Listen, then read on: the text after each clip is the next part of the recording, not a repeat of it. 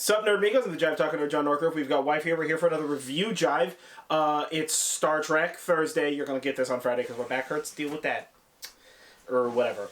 But, so, we watched... You get it! Yeah, you still get it. We watched, what is this, the 5th episode of Star Trek Discovery? Die Trying. Die Trying. I was going to say Let It Die, and that's...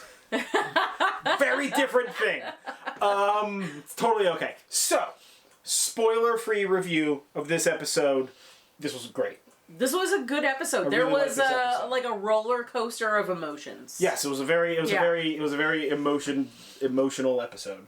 Yes. That's about all we can say without giving you spoilers. Yeah, literally don't want to give any spoilers on this. So if you haven't seen it, good, go. Watch it. Yeah, like this video, comment below, share, subscribe, do all that kind of stuff. Get the fuck out of here. Alright, so spoilerful plot breakdown. Now, the plot of this episode is really just like one singular plot. We don't have a whole A plot, B plot kind of thing. And it's basically like, we pick up with, we know where Starfleet is. So they show up to Starfleet, protective shieldy thing. They fly through that soaring vistas of starships and beauty everywhere. We've watched it twice. I could fair to watch it about 27 more times just to look at the ships. And pause it and poke at it. Oh, I don't worry. I scrolled through some ship stills on the internet earlier today. When I first got off of work, I was just like, I gotta look at that Voyager Type J. So we got to meet the Voyager Type J, and we got to see the new Constitution class, and there was like, I don't know, Rainforest or something. And one of the crew members mentioned a ship that's hull is organic, which is dope. I wonder if that's species 8472 or what's going on with that shit. So that's kind of tight. And then they also mentioned another ship that had an entirely holographic hull, which is pretty interesting. But so it's beautiful. Holy shit! It's there's such the a beautiful Voyager. Scene. Yeah, there's the Voyager J, which would be the 11th iteration of the USS Voyager, which is awesome. Still had them pretty sleek. Yeah, so it was a super tight flyby. They show up. The Federation's like, we're going to dock your ship. So they dock the ship. They go, we want to talk to the captain and the first officer and the Trill. And so they transport over, and our Starfleet admiral, who's like this like kind of like swarthy silver fox kind of guy, he's just a fucking dick. Yeah. This whole episode, let me tell you what, it's been like 9,000 years and Starfleet hasn't figured out how to make admirals not assholes. It's real Star Trek for you right there. So this flippin' asshole is like, well, I don't trust none of your shit. I don't believe you. None of this records are here. And they're like trying to explain. They're like, yeah, obviously there wouldn't be records. The Starfleet protocol for a piece of technology like ours would have been to scour all records. And he's just like, I don't believe any of these lies. The man review everything. I'm going to tear your ship apart. I'm going to separate your crew to the 9 winds. Like, fuck everything. Starfleet. Because he's crazy. Yeah. And while this is happening, they find out that there's like some sick aliens dying from like a prion thing or whatever, and they're like, all right, how do we fix this? And the hologram doctor, who is like invasive, he has holograms. They don't have a sense of personal space. Nope. He's like the camera vampire or whatever the fuck that was from Rick and Morty, where it's like, I am an android. This is a camera. Act naturally or whatever the fuck. Like it's like that. It's super crazy. But so they basically figure out like we got to go to this seed ship. Right? They're like, oh, we gotta go to the planet. Wow, the planet got radiation, so everything's mutated. And they're like, and Burnham's like, we gotta go to the seed ship. And they're like, great, boo, we're gonna go that way. So they're able to get that mission forward during all of this, like, back and forth with, like, Saru and Burnham and this asshole admiral. We also see the crew being, interviewed by everybody, and we get, let's see, okay, so we have... And they're being interviewed by Hollows. Yeah, so we have Tilly, who is just, like, rambling nonsensically in, like, the funniest possible... She's just like, ask me if it's in the handbook. And the hologram's like, is it in the handbook? And she's like, no! Which is great. We get the doctor. We get the doctor just, like, going through, like, oh, yeah, like, I died. But, like, I was murdered. But, like, my murderer and I are, like, cool now. And whatever, which was awesome. Yeah. We get the engineer, I can never remember her name. Yeah, oh my god, I totally know it too, and it just slipped my mind. The other engineer. Not Stamets. The other sassy engineer. Funnier one, in my personal opinion. But I love her to death. She's the best. And then but she's just like, can I get some food with this? And then like she's eating chips, and she's just like, can I get like a beer with this? It's great. how like just insubordinate she is about this stuff. Yeah. Stamets basically gets the like, are you an essential member of this crew? And he's like, who have you been talking to? Why am I getting this question all the time? Which was great. Yeah. And then we had the security officer. Yeah. Yeah. And she was like, she's just like repeating her rank and serial number, which is awesome. And Non, is that her name? Yeah. Non, yeah, Non. I'm trying to remember what her rank is, and I off the top of my head, I just can't. It's been a long day, but so we get like this nice interplay. It was very fun. It felt like a scene I would expect in like a National Lampoon's movie when the whole family gets arrested and the cops have to interview each family member and they got to do like a kooky joke for 5 seconds before we get to the rest of the plot. Like that's what it felt like, and I loved it. It brought a great deal of laughter to me. It was Well, and then the last one that funny. we got to see was Philippa. So that Giorgio's was pretty cool. So Giorgio's interview is like there's like a guy who he's like not in a uniform and he's wearing these like weird, clearly fake looking glasses. It was he's so off-putting. I was getting like hard Wayland Industries vibes. Yeah, it seemed like he was like evil, but I don't know why because he didn't do anything technically evil. But he just felt evil. Either he's like the guy who created AI from iRobot. Or maybe the guy who caused the like burn. Wayland. Like this guy. Like he's either like he knows who caused the burn. Right? Yeah. Or he's like actually or he's like actually evil, but either way, he's involved in what happened in the burn. Yeah, something, dude. There's something. So he's like standing there, and she got 2 holograms questioning her, and she just sort of like starts blinking at him and asking him weird roundabout ass questions and answers and stuff. She just crashes their programs, so they go away, and he's just like, "Hey, you broke my holograms," and she was like, "Make better holograms." Dude, come on. She's like, they didn't even try that. 900 years. Yeah, you haven't fixed your software? Yeah, like, dude, upgrade. Pay for the full upgrade. Don't just pirate that would upgrades. Be like using Windows 98. Yeah, really. Like, get the fuck out of here with that. Right? So like, we kind of get like a back and forth between her and him. He talks a bunch of shit about the Terran, like, empire or whatever, that the Terran empire crashed like whatever 1,000 years ago, and it's been like 500 years since any crossover incident has been recorded because the universes are getting separated and how like she's alone and stuff. And she basically just makes fun of him, which is great. It's awesome because it's basically just like Giorgio being a hard ass, which is dope. And then of course we jump back to Burnham and everybody else, right? Yeah. And so they black alert to the to the seed ship, and they gotta fly into an ion storm, like, vaguely, to pull the ship out. So they do that, and we get like a nice little nod with our pilot, just kind of like having a moment again, but like overcoming it and stuff, which I think we're gonna get a lot more of, which I'm glad we're getting. Yeah. It's really like kind of filling her character in. But so they beam to the ship, and there's like plants everywhere. And like seed ships should have seeds, not plants. We don't want plants. We want seeds. And so they get there, and of course it's Non's people are on this ship, so she doesn't have to have her breathing apparatuses, but of course the human crew does. And so it's Burnham and Non and the doctor. They beam down. They're kind of searching for stuff. Burnham beams into the seed vault. Can't get into that. It's locked. And we find out that the ship had been blasted by a CME. A CME, a coronal mass ejection. And it killed his family. It killed the family instantly on the ship. But like the guy, the Federation officer, whatever the heck, he was like mid-transport when it happened. So he's like sort of like in phase or whatever. So he ain't dead. But he's like crazy. So they fixed that shit, which was great. We just get this beautiful scene in engineering with the 3 engineers.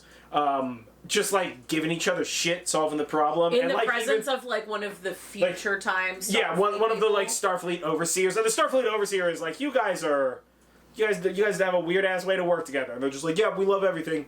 And so whatever. They're able to save him from being phasey, but come to find out he's also so irradiated that he's only going to live for like a couple hours, maybe a few days. Yeah, like 5 days or something like that, whatever. So he's like basically like the Walking Dead. And they're like, come back to us. Like, come back to Discovery with us. We can help you. And he's like, none of that shit. So he just goes away to die.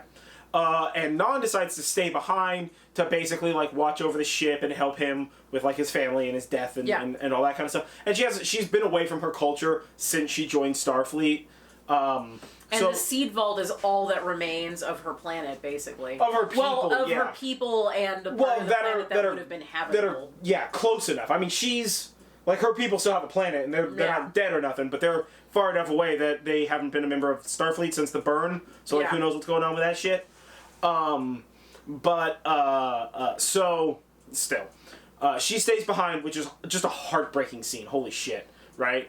I really hope that we get to see more of her in the future. I hope that this isn't just the end of her. I really liked her as a character. I think that... So... I think they're probably going to get rid of her. And have her replaced with the new Starfleet person. Maybe, maybe. I know it's a new season, we gotta exchange crew members, like, you know. Yeah. I'm not new to this, but... they get back to Federation space in time, you know, the Federation, council, in time with the seeds to save the people, and it's like, everybody trusts everybody, and basically our Admiral's just like, I don't like you and you don't like me, but, like... We'll work together, I guess. We're cool, I guess. So, like, you guys do what I tell you to do when I tell you to do it. And then we get... Burnham asks about the burn, and he's basically like, we never really figured out what the fuck caused it, but we've got, like, a bunch of theories on it. So, it really feels like Starfleet kind of vaguely knows... this is what I'm going to say. I think Starfleet caused the burn. Yeah. I think Starfleet was fucking with shit they weren't supposed to fuck with, and it, like, had weird, echoey repercussions that caused the burn. Yeah. I think Starfleet caused the burn. And I think the song has something to do with it. Yeah. Either fixing it weird song or what caused it. Like, I'm calling it now. The song is basically the Red Angel of this this season. Yeah, probably. Where it ends up being the key to it's weird because they talk about this like, how could all the stuff blow up at the same time? You know, how could all the dilithium blow up at the same time? But like, I mean, the spore network's everywhere and nowhere at the same time. I feel like there could be some sort of, like, harmonic techno-babble that solves that away. Yeah. So, I think the song's gonna have something to do with it. But either way, it presents something interesting. And then the final scene before credits is Burnham walking up to Georgiou and just being like, hey, Georgiou, I gotta run this idea past you. And Georgiou's just standing there and she's like, hey, Philippa. What's going on over here? Philippa's just like, what do you want? And she's just like, I asked what's wrong. And she's like, why would you fucking ask me that? And then, like, walks away and gives the, like, camera, the face of, like, ooh, that was, I don't know what the fuck just happened there. Yeah. And then, like, immediate time for next episode credits and such. So, this episode was not super dense, which is nice. It had a lot of sort of, like, beautiful panning shots of ships. Mm-hmm. And, like, celebratory hugs. Like a nice mix with high fives everything. And, like, quiet reverie and such. Yeah, but there was also, like, jokes. And there was also areas where you're like, oh, new Starfleet or so. Yeah, there was, like, a gamut of emotions that you were totally. So what are your pros and cons? So pros, cons on this. Pros, cons. I feel like the pro for this episode is always Georgiou, because she's the best, and I want to know more about, like, what's going on with her. I like that they added this weird, like, everybody seems to not question that everybody knows the same damn song, even though from different places and such. Like, that was interesting. I liked the whole seed ship, like, thing that they had to do. It was a nice little, it was like a quick adventure, tiny adventure. I like that. Cons-wise, I know it's standard Star Trek, but, like, not all admirals have to be bad guys, guys. We have this thing where Starfleet gets very, like Starfleet's evil, like, Starship's good, Captain's good, Starfleet, like, vaguely evil sometimes. And I feel like that's a little overdone, so maybe we can, like, back the fuck off on that shit. But, and as much as this was an emotional roller coaster and this was a well played out episode, and I did enjoy this episode greatly, at times it felt a little high on its own farts. Right? It was a little like, building music and look at these scenes, right? Yeah, this is what you want, yeah. And you're just like, yeah, fucking turn it down. Like 10%, guys. It's much. Let's not much this. You know? And I just, like, don't bring us back to season 2, man.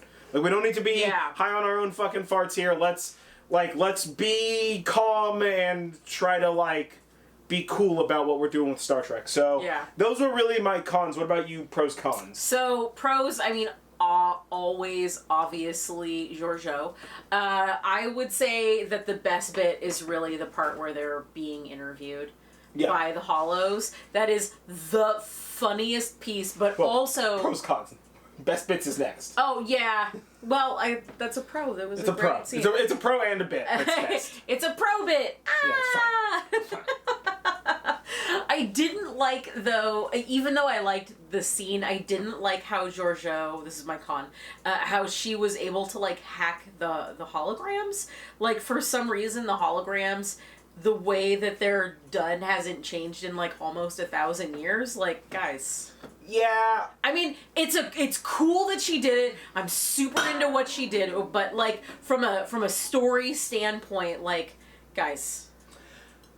Yeah, I that's feel like 1,000 years in the future. Your password is still set to password 123. Yeah, like we figured it out by now. Come on. Yeah, I feel like it would have been better if there was a little bit more of that, like what is it, like on Futurama when they're like, oh, you gotta ask him a question that like has an answer and doesn't have an answer, and they get confused in these logic loops. You know, there's this whole thing where Bender can't hear them while they try to like logic loop Santa Claus when he's frozen into the ice. If you remember Futurama at all, I love that show. So so that was really my con. Yeah, that even was though that kind was of a good silly. bit. It was like I think that they could have done something a little bit smarter for her, but whatever, right? Yeah.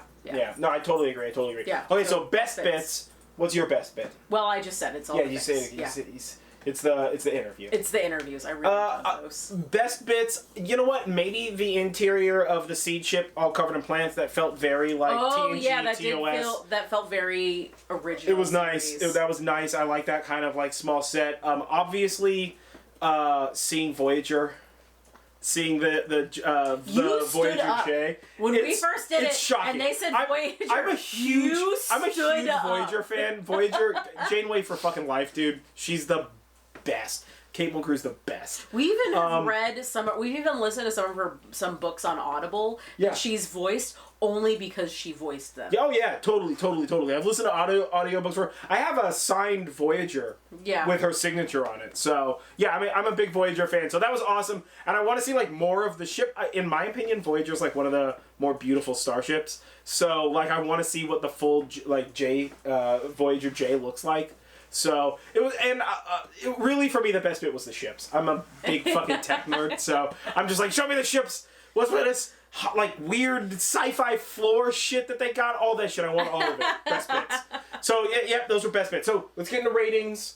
I'm gonna give this episode probably 3 out of 5. I want to give it a 4 out of 5, but it was just a little much sometimes, so I'm gonna give it a 3. I would give it a 4 out of 5. It was a really good episode. The only complaint that I really have with it is that part with the debugging the holograms, which was also an awesome scene. So I'm like super. Yeah, it was like dope, but it didn't make sense. Because I want to give it like a 5 out of 5, like good, solid, rounded episode. Yeah. But like that one little like niggling feeling. You totally. Can't No, I get it. So I give this a 4 out of 5. Yeah. Absolutely. Yeah. So I mean, really, it's what did you guys think of the episode? Let's talk about that down below. Another good episode. In what's shaping up to be a really great season. Yeah, I'm very excited about the season. So, either way, I've been John Norgrove. This has been Wife. This is Review Jive, Star Trek Thursday, even though you're getting this on Friday. I'm back. That's why I talked about this at the top. Don't forget to like this video, comment below, share, subscribe, do all that kind of stuff. Yeah, this is Star Trek Discovery. This is really good. It's fucking beautiful. God, it's so beautiful. I want 3D renders of all these ships. So, yeah, we'll catch you guys next time. Yeah.